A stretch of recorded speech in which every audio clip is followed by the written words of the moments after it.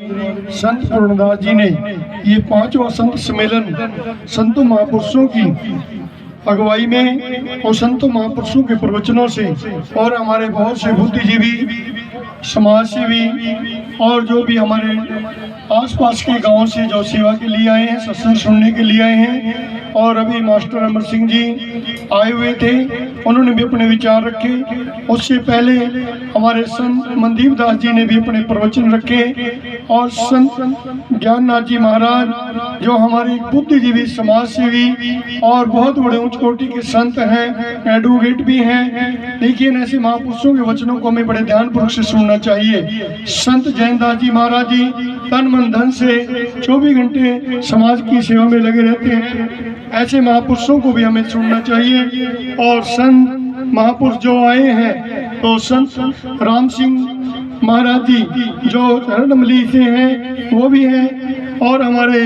रोशन दास जी, संत सुरेश दास जी सागरी से संत जी, और भी हमारे संत महापुरुष बैठे हैं। तो उन महापुरुषों को संत श्यामलाल जी काड़पी से और भी संत महापुरुष रूप यहाँ पर बैठे हैं, सभी का अभिनंदन है जिन्होंने कीर्तन किया, जिन्होंने अच्छा समय देकर अपने जीवन को धन्य बनाया। और हमारे सेक्रेटरी साहब और उसके साथ सेक्रेटरी जी के साथ नवजीवन जी और संत पूर्णदास जी के साथ श्रीमान पूर्ण जी, पत्रकार जो हर समय हर प्रोग्राम को सफल बनाने में अपना ध्यान रखते हैं कि हमारे समाज का प्रोग्राम, कहीं भी कोई भी प्रोग्राम हो, वो प्रोग्राम सफल होना चाहिए।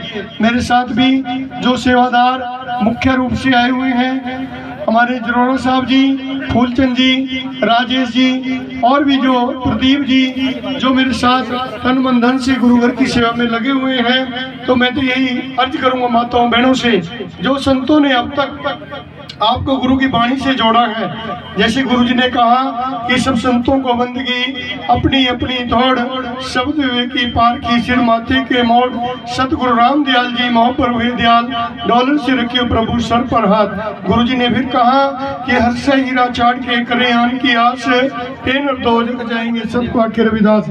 सभी संत महापुरुष यही संदेश दे रहे हैं कि भाई अनपढ़ता से बचकर विद्वान बने, अनपढ़ता को दूर रखें। जो अनपढ़ व्यक्ति है वो अपने बच्चों को पढ़ा सकता है, पढ़ भी सकता है, तो अपने जीवन में नशे पत्ते को भी दूर रखें और अपने बच्चों को अच्छे संस्कार दें। तो ये संतों महापुरुषों ने वचन प्रवचन किए हैं, तो हमें नशे पत्ते से भी दूर रहना है और अनपढ़ता को दूर करना है। कैसे करना है?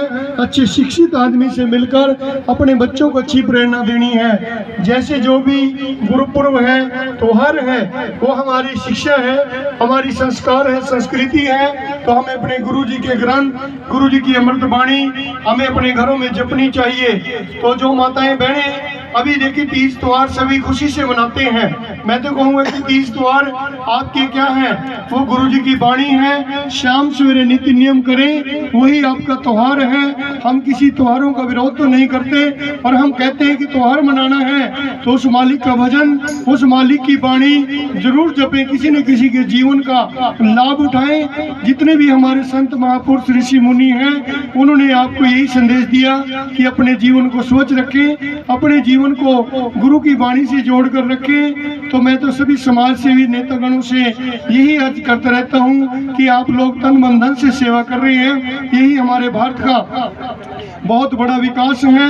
यही संतों महापुरुषों ने भारत के कोने कोने में, ऋषि मुनियों ने यही उपदेश देकर अपने भी जीवन को धन्य बनाया है और साथ संगत के जीवन को भी धन्य बनाया है। अभी आपको पता है श्री गुरु रविदास मंदिर डेरा बाबा लाल दास कपाल मोचन में जो तीर्थ कपाल मोचन है, सरोवर है, उसमें हमारी पंजाब की साथ संगत भारत के कोने कोने से, पूरे देश से क्या पूरे विदेशों से लोग आते हैं। वहाँ पर स्नान करने के लिए भी आते हैं, अपने भंडारे देने के लिए भी आते हैं, कथा कीर्तन वेद शास्त्रों से कीर्तन भी करते हैं, गुरु ग्रंथ साहब के जाप भी होते हैं। और आपके डेरे के अंदर भी गुरु महाराज जी की अमृत वाणी के जाप, गुरु रविदास दीप ग्रंथ के जाप आदि ग्रंथ से भी वाणी जपी जाती है। तो हम तो गुरु की वाणी को एक ही मानते हैं और एक ही जानते हैं। चाहे हमारे ग्रंथ की वाणी कहीं भी मिल जाए, कहीं भी आपको पढ़ने को सुनने को मिल जाए, तो वो हमें एक करती है, अलग अलग नहीं करती। तो हमें अपने गुरु की वाणी को जपना चाहिए, चाहे हमारा धर्म